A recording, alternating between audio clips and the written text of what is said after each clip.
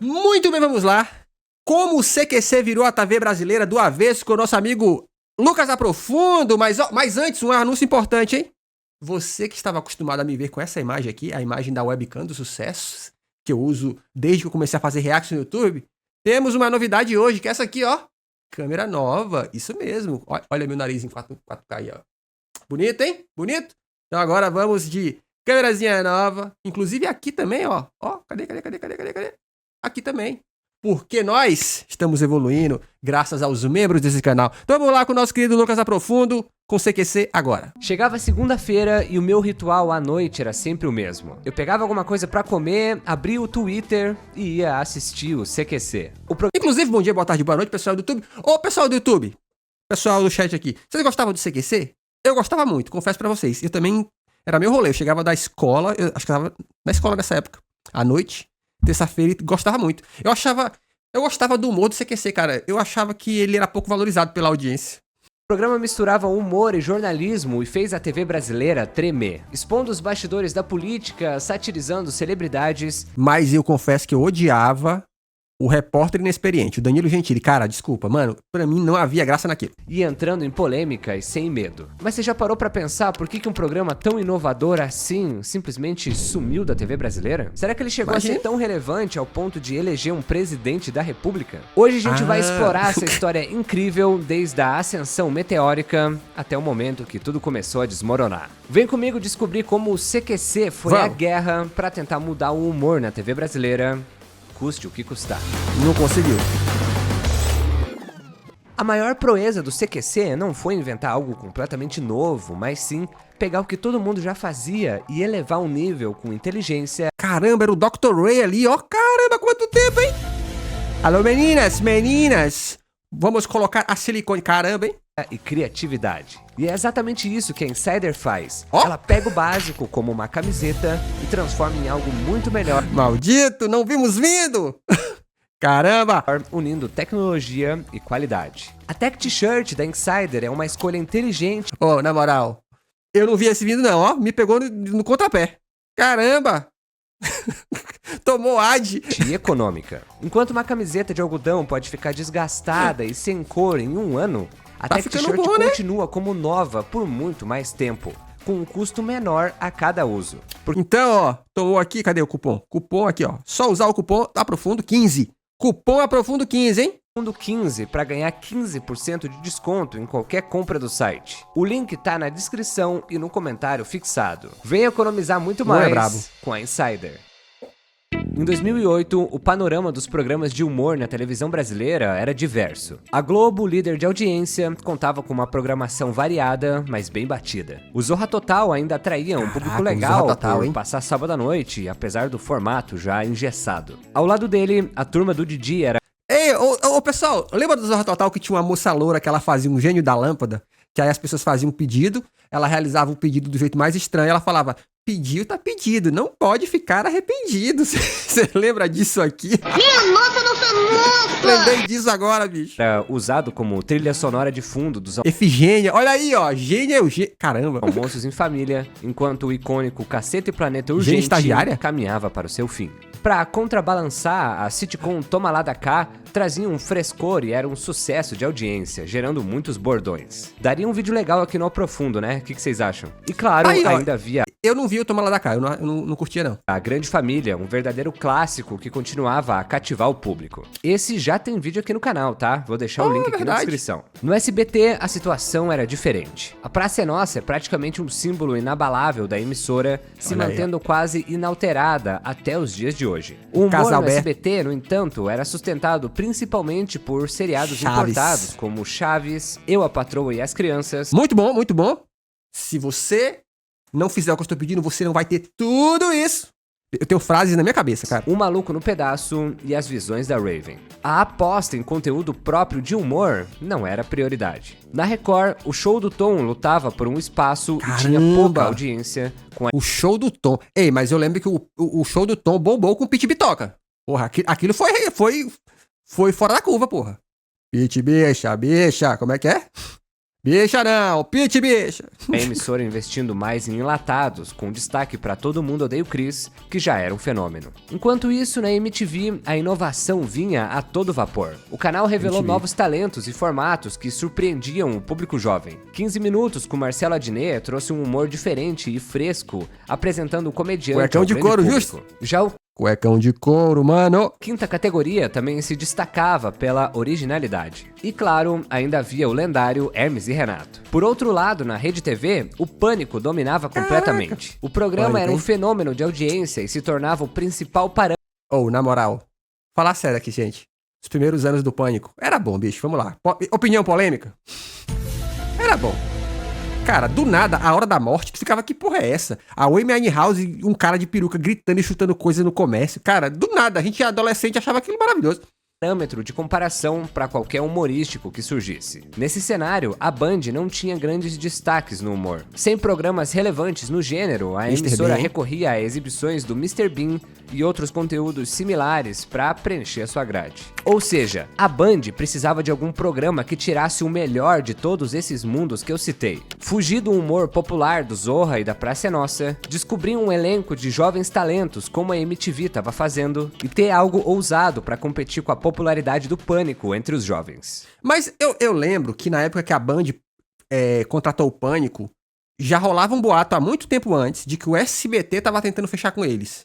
E não fechava porque o Silvio Santos não queria mesmo, porque o Silvio Santos olhava e falava, não sei, achava que era meio ousado, e aí eles fecharam com a Band. Eu lembro desse papo na época. Inclusive o próprio Emílio falava muito disso, ele falava, o Silvio Santos não quer nós.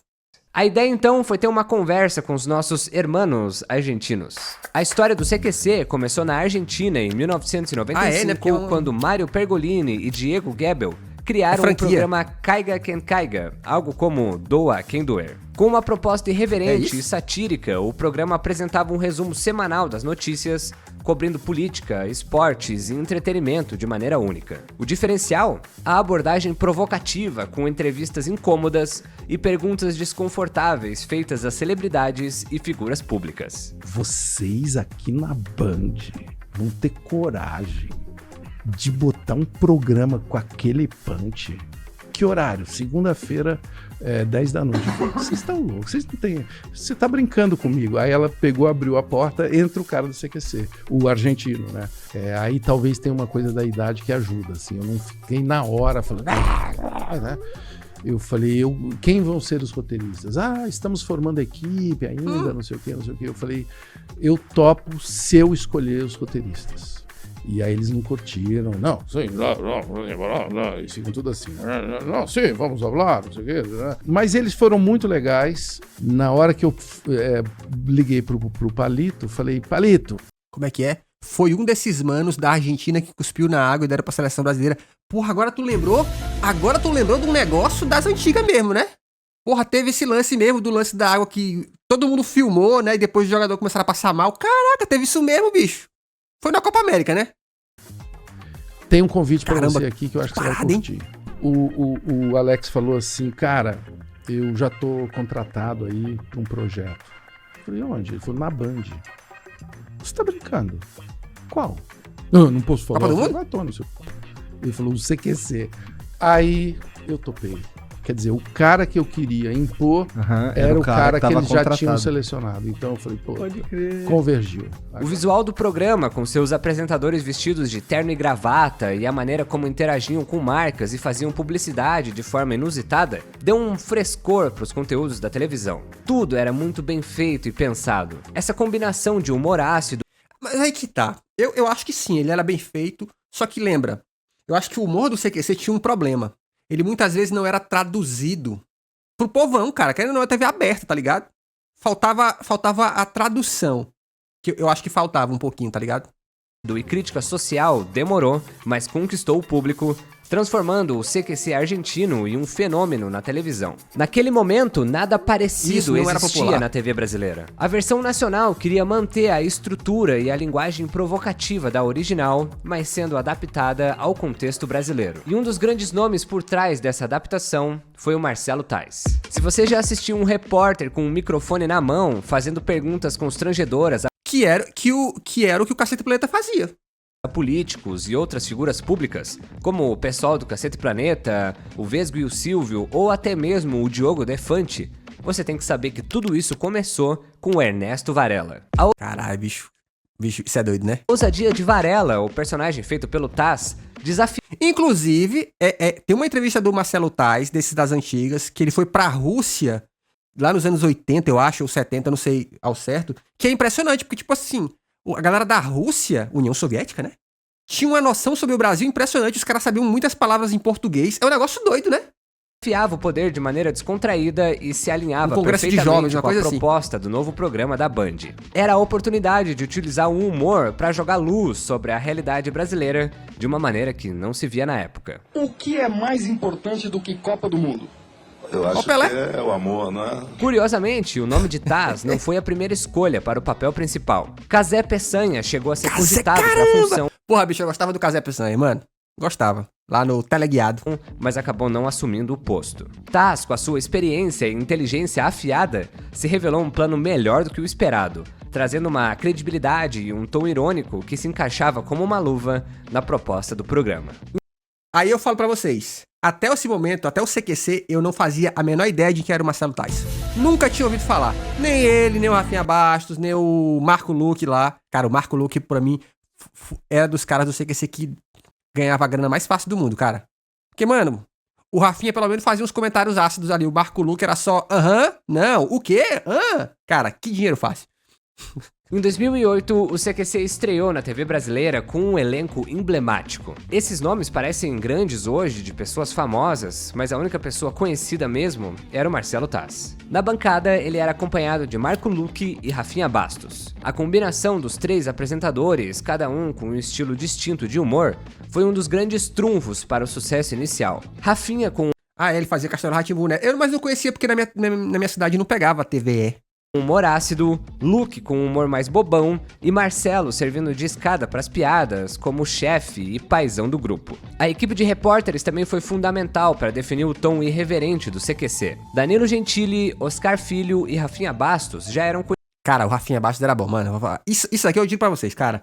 O Rafinha Bastos é um cara bom desse pique de fazer perguntas assim. Conhecidos de um público específico por sua atuação nos clubes de comédia. O humor afiado e a capacidade de improviso, vindas do dia a dia no stand-up, combinavam perfeitamente com o espírito provocador do programa. Já Felipe Andreoli vinha de uma trajetória um pouco diferente. Ele já era um filho de Global, né? Um rosto familiar para quem acompanhava. Como é, Rafaela? O único bom era o Rafinha, o resto era sofrido. Eu tenho que concordar com a relatora, cara. Vocês vão me desculpar, mas eu concordo também. O jornalismo esportivo da Band.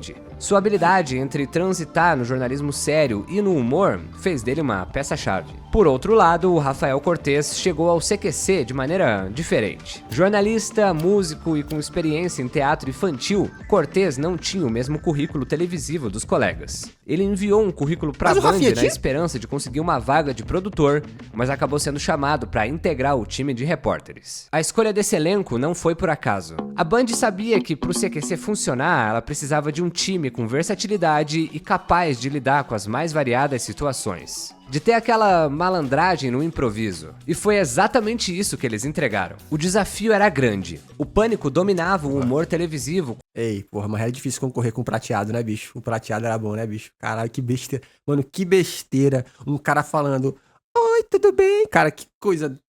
que o brasileiro é foda, né? Com um estilo mais caricato e escrachado. O CQC, por outro lado, focava na reação das pessoas entrevistadas, trazendo uma crítica mais afiada e uma abordagem irônica sobre os temas do noticiário nacional. Falei da sua roupa porque você quer instituir o dia da cromoterapeuta, não é isso? Eu tô querendo criar o dia da cromoterapeuta, que é uma sugestão de uma colega nossa. Proposta importante aí pra sociedade. O que é que significa cromoterapia? Realmente eu não vou saber disso. E tá querendo criar... Alguém foi lá, me pediu, eu mandei. Falei, pode apresentar? Pode. A comparação era inevitável, mas o CQC logo se estabeleceu como uma alternativa mais elegante, digamos assim, ao humor absurdo do Pânico. Uma das marcas registradas do CQC era sua estética única, que combinava elementos visuais e sonoros para criar uma identidade inconfundível. Quase como se fosse um time, um clube, um uniforme para a guerra. Todos os apresentadores e repórteres vestiam um figurino que rapidamente se tornou icônico. Terno preto, gravata fina e óculos escuros. A escolha do vestuário foi inspirada em Cães de Aluguel, do Quentin Tarantino, mas muitos espectadores faziam uma associação imediata com MIB Homens de Preto, o que rendeu ao grupo esse apelido. O uniforme, que parecia simples à primeira vista, ajudou a consolidar a imagem do CQC. A Monique Ozzy foi processada em R$35 por um grandão da política. Ah, é, né? Brasília odiava os caras. Como algo diferente e inusitado na televisão brasileira. Eu, como adolescente, querendo ser um futuro jornalista, vendo aqueles caras fazendo esse tipo de jornalismo com humor, sendo rebeldes contra aventores, me fez pirar. R$35 mil, ok. Na época. Um dos primeiros quadros a se destacar foi o repórter inexperiente, cara, comandado. Eu odiava o repórter. Cara, achava isso sem graça de um tanto, mano. Sério, eu ficava assim, caralho, que coisa chata. Por Danilo Gentili. Danilo se passava por um novato atrapalhado, fazendo perguntas completamente confusas para os entrevistados. O que era pra ser um quadro temporário acabou se tornando um sucesso. E epa, olha a Mandina. Era bobo? Toda vez que você for falar, você tem que botar o microfone pra você. E quando ele for falar, você passa pra mim. Aí é melhor você desligar.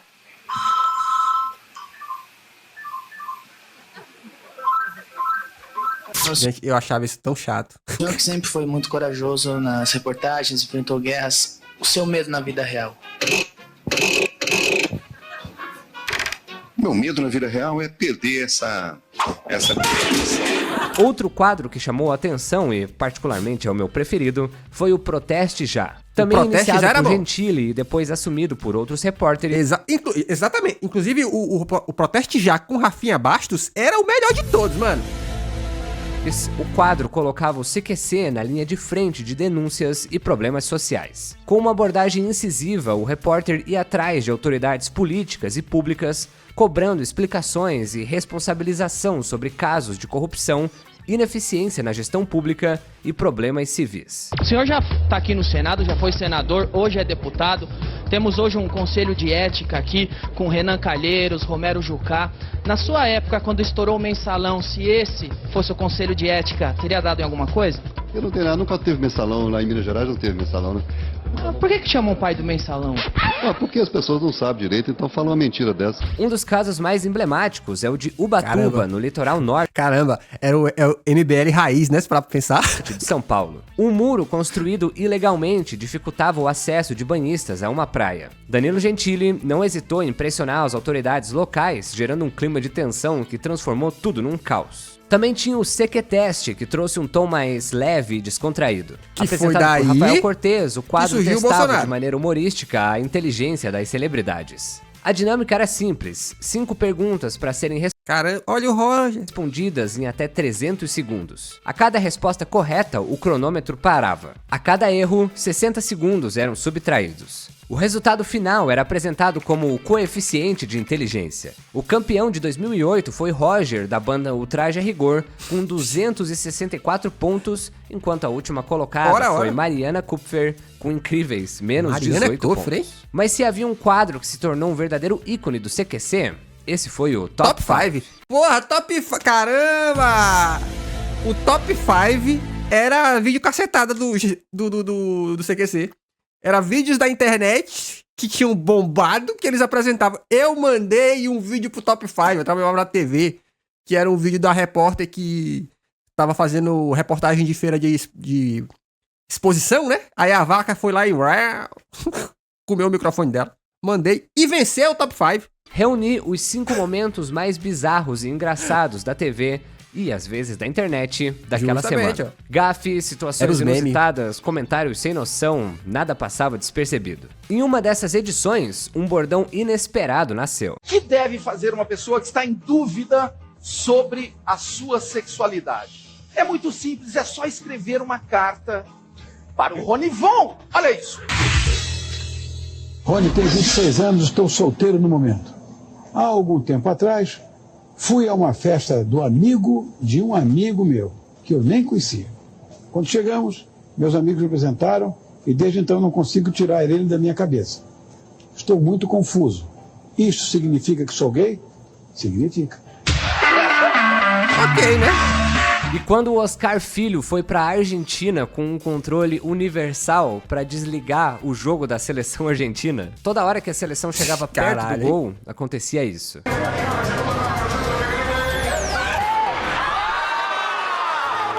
Ixi, meu Deus.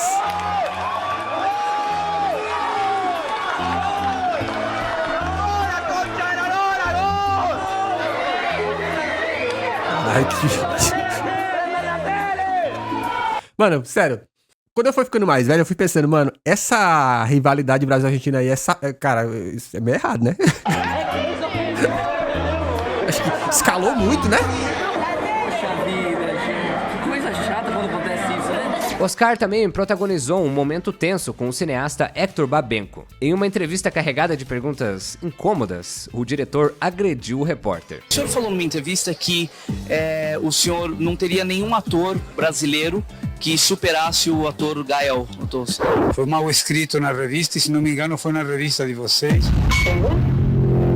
E como eu estava fazendo um filme em espanhol, eu não considerava que houvesse nenhum ator brasileiro que pudesse fazer o papel que o Gael ia fazer. Por exemplo, se o senhor ficaria chateado se o senhor ouvisse alguma coisa do gênero não há diretor argentino naturalizado brasileiro, se fosse a altura de Fernando Meirelles? Eu te digo o seguinte, suas perguntas são muito babacas, cara. Não tenho o menor interesse em responder tuas perguntas. Desde o início, tô achando você realmente um bolha. E não me interessa te responder. Seria um bolha, só pra... Sai daqui, cara. Mas por que você tá me agredindo, rapaz? Teve também um dos momentos mais vergonha alheia da TV, quando o Paulinho Vilhena cuspiu na cara do Rafael Cortez. Qual a coisa mais massa ogra que a gente pode fazer agora? Sei lá, um arroto, cutucar o nariz, dar uma coçada, uma escarrada. Podia cuspir na sua cara. Banda, deita. Desde o início, o CQC se Uau, né? destacou pelo seu humor ácido e por não se intimidar diante de figuras poderosas. E um dos alvos preferidos do programa foi, sem dúvida, a classe política. A estreia dessa turbulenta relação ocorreu em abril de 2008, quando Danilo Gentili foi ao Congresso Nacional pela primeira vez para entrevistar o então presidente da Câmara dos Deputados, Arlindo Chinaglia. Gentili não hesitou em fazer perguntas. Esse Arlindo Chinaglia aí já me seguiu no Instagram e retweetou um vídeo meu uma vez, repostou. Aí eu olhei e falei, esse nome não é estranho, hein? Incômodas sobre temas delicados, como Mas acho que a reforma assessoria tributária e o uso de caixa 2 pelos deputados. A partir de hoje, desse momento, vocês não poderão fazer nenhum tipo de filmagem ou entrevista, tá? O CQC acaba de ser proibido de fazer mais matérias aqui na Câmara dos Deputados. Pelo jeito, os políticos só querem responder as perguntas que são convenientes, né? A entrevista terminou de maneira abrupta, com o Gentili sendo expulso do local. Também quero. Vamos rapidinho. Vamos caixa. Bora. Sem brincadeira, Felipe. Valeu. Sabe, caçaram o Collor, ele tá aí. Por que a gente não pode continuar também? Mas os confrontos não pararam por aí. Como é que é? Choco, depois a Band recebeu vários comunicados extrajudiciais. Cara, e a Band, vocês sabem, né? A Band é completamente agropop, né? Em julho de 2009, durante uma tentativa de entrevistar o então presidente do Senado, José Sarney, o humorista foi empurrado e derrubado por seguranças em 2 ocasiões. As imagens mostram Gentili sendo contido de forma violenta enquanto tentava, sem sucesso, obter respostas. Danilo Gentili tentou abordar o presidente do Senado. Por favor, senhor presidente, com a sua saída vai mudar alguma coisa? Ou os escândalos vão continuar? Mas foi empurrado com violência por um dos seguranças. Ex-presidente, como é não ser tão poderoso assim? Tava nem tão perto do Sarney assim e nem encostei no Sarney nem ninguém. Eu só tava com o meu microfone fazendo uma pergunta. Outro momento que deixou os políticos desconfortáveis ocorreu em 2011, quando o CQC entrevistou o senador Renan Calheiros. Nomear o senhor pro Conselho de Ética seria como nomear o Fernandinho Beiramar pro Ministério Antidroga? A reação foi imediata e mais uma vez a equipe do CQC foi expulsa do Senado, sendo proibida de retornar. Mais uma saia justa ocorreu durante a apresentação do quadro Palavras Cruzadas, que contava com a presença da atriz Pamela Butch e do padre Juarez de Castro. O que aconteceu é que o Taz se referiu a Pamela de forma errada. Apesar de ter corrigido o erro rapidamente, o estrago já estava feito. A gente coloca uma prostituta, eu falei errado, vocês vão me desculpar, atenção. É uma puta. Era ao vivo. Que prostituta. Para! É um padre e uma atriz pornô. A declaração gerou indignação e, posteriormente, Pamela entrou com uma ação judicial contra o programa. O CQC foi condenado a pagar uma indenização de 153 mil reais à atriz. E é óbvio que as polêmicas não param por aí. Quando eu trabalhava na TV, chat, TV local, rolava um boato de que na capital, o mesmo canal que eu trabalhava, que era uma rede, eles sofreram algo parecido, que foi o seguinte. Sabe esses quadros de jornal local que é pedido de ajuda pra família? Então, eles filmaram ao vivo lá uma família de mãe e crianças menores de idade pedindo ajuda. E pela lei, você não pode mostrar, né? Você não pode expor menores na televisão, né? Ao ridículo. Sempre você tem que embaçar e tal. O que aconteceu? Era um pedido de ajuda. Eles pediram ajuda e tal, apareceu ao vivo. Aí, aparentemente, dias depois, ou semanas depois, eles acharam um advogado esperto que meteu a TV na justiça. Aí depois disso, eles ficaram espertos. Então, você não mostrava mais menor de jeito nenhum. Mas era um boato que rolava forte lá. Resposta à cantora Preta Gil, que perguntou o que o então deputado Jair Bolsonaro faria se um de seus filhos se apaixonasse por uma mulher negra. O deputado respondeu isso. Ô Preta, eu não vou discutir promiscuidade com quem quer que seja, né? Promiscuidade. Corro de risco que meus filhos foram muito bem educados e não viveram em ambiente como lamentavelmente é o teu. A fala gerou uma onda de críticas e Preta Gil ameaçou entrar com uma representação no Ministério Público. Bolsonaro, em sua defesa, alegou que havia ocorrido um mal-entendido, dizendo que não havia compreendido a pergunta correta. Inclusive foi nessa época que eu lembro, assim, não especificamente nessa época, um tempo depois, quando ele começou a ir muito no programa da Luciana Gimenez, que o filho dele lá, um dos filhos dele, falou que a partir daquele momento, todas as entrevistas que ele dava, eles também gravavam para eles terem uma cópia, porque ele alegou que na época do CQC aquilo foi editado. E eu não duvido não, tá? Honestamente, eu não duvido que tenha rolado uma ediçãozinha ali pra valorizar o programa, não.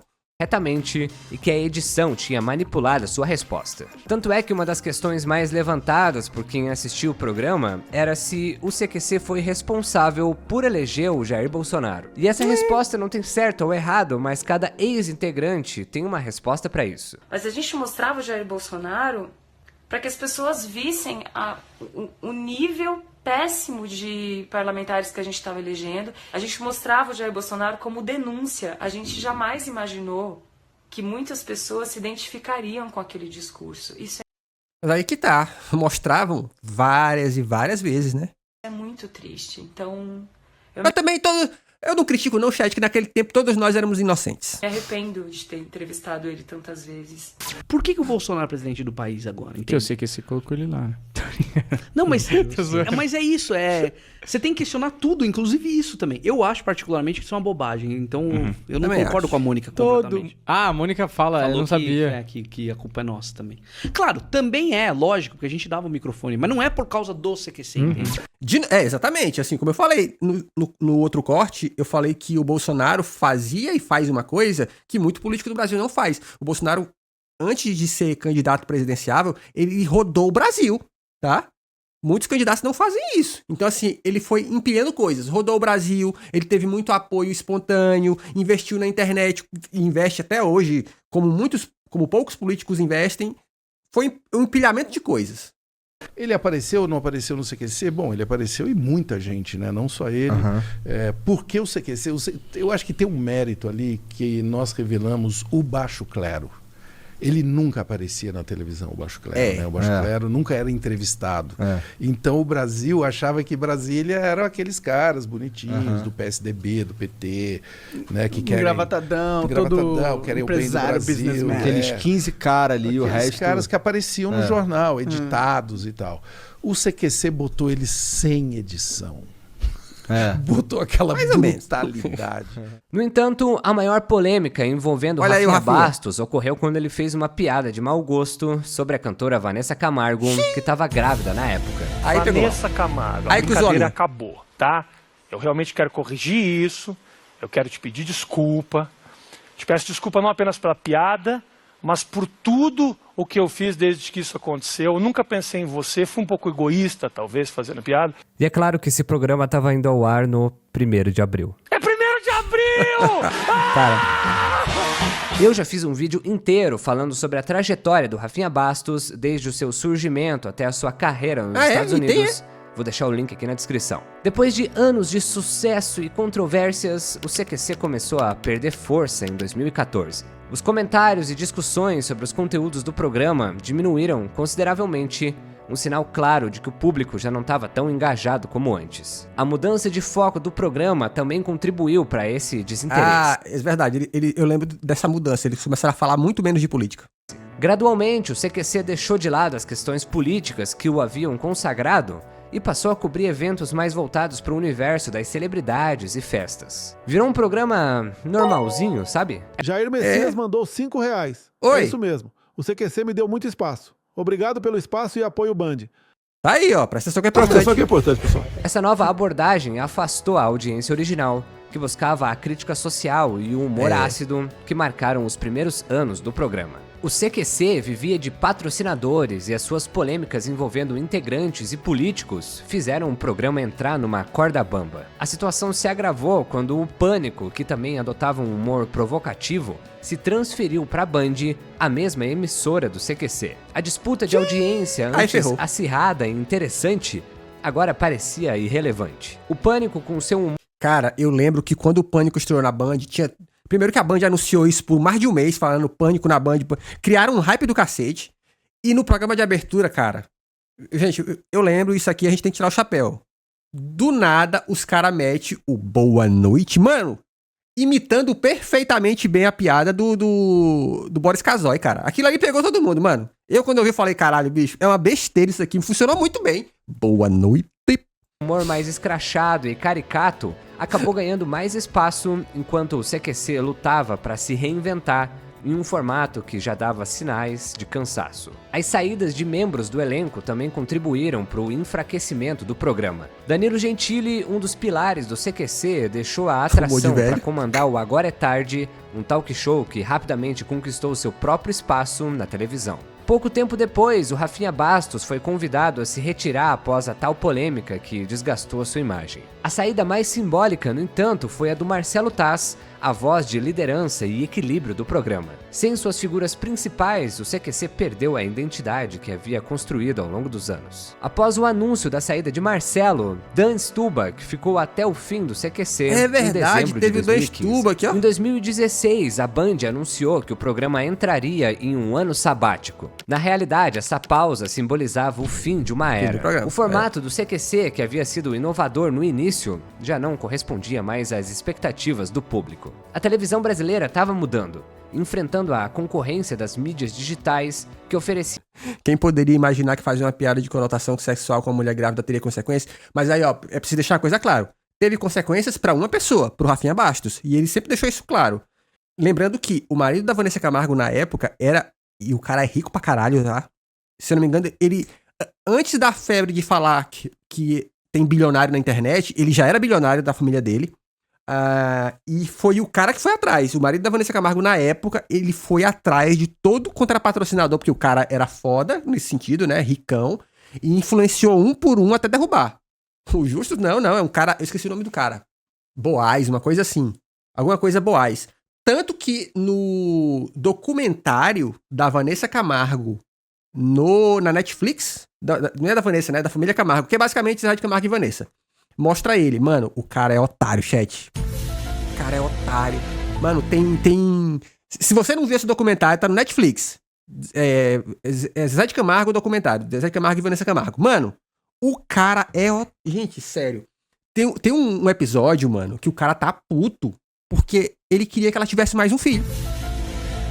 E tipo assim, mano, ele não esconde, chat, que ele está puto. E ela pensando, ela falando, não, porque queria agora poder focar na carreira e tal. E ele só metendo a pio. Mano, dinheiro não é problema, porque não é mesmo, né? O cara é rico.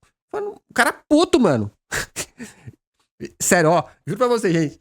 Quer ficar puto com um documentário de brasileiro? Assista. Zezé de Camargo e Vanessa Camargo no Netflix. Você fica puto do episódio 1 ao episódio final, mano. É impressionante. Tinham conteúdos mais rápidos, dinâmicos. Fora que também teve isso, né, gente? Vamos lembrar também que foi nesse período que a internet foi crescendo, o YouTube foi crescendo no Brasil, né? e direcionados. O programa até criou o CQC 3.0, uma tentativa de expandir seu sucesso para além da televisão e conquistar o público da internet. O programa alternativo ia ao ar ao vivo logo após o término da exibição regular na TV, oferecendo uma experiência extra de 30 minutos. Só que ele era exibido exclusivamente no site da Band, o que fazia as pessoas não se interessarem a acessar. Além disso, a crescente polarização... Porra, no site da Band, hein?